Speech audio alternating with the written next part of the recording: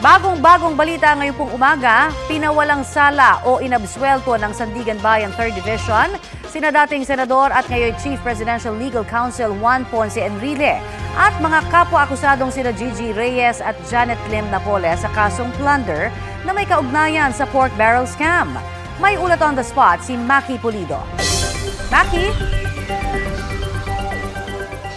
Matapos nga ang isang dekada ay nagbaba ng hatol ang Sandigan Bayan kaugnay sa kasong plunder laban kina dating Senador at ngayon Chief Presidential Counsel Juan Ponce Enrile, ang dating Chief of Staff ni Enrile na si Gigi Reyes, sina Ponet Napoles, Janet Napoles at dalawang iba pa na hanggang ngayon ay at large. Sa botong 4-1 ay pinawalang sala ng Sandigan Bayan Special 3rd Division sina Enrile, Reyes at Napoles.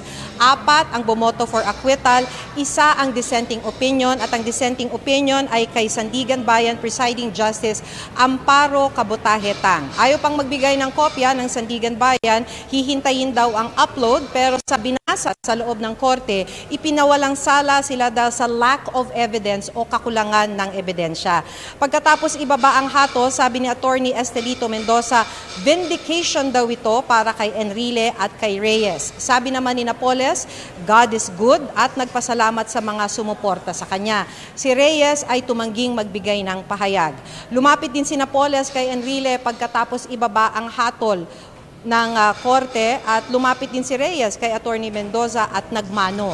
Matatandaang sinampahan sila ng plunder dahil umano sa 172 million pesos na kickback umano ni Enrile mula sa pagpondo sa mga bogus na non-government organizations noon ni Napoles gamit ang kanyang pork barrel o Priority Development Assistance Fund.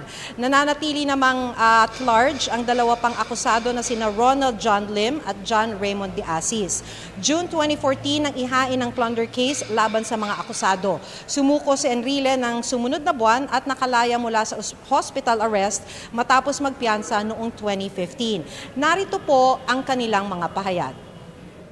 Pinasasalamatan ko yung mga magistrado for rendering justice to all of us. I knew all along that I'd be acquitted because I've not done anything. That we have not done anything in this case. And I hope that the people who filed those cases against us will examine their conscience.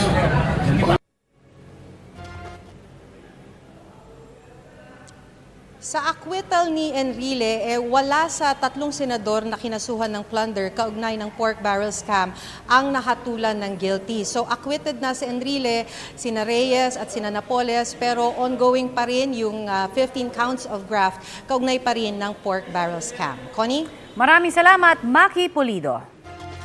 Kapuso, para sa mga maiinit na balita, mag-subscribe sa GMA Integrated News sa YouTube.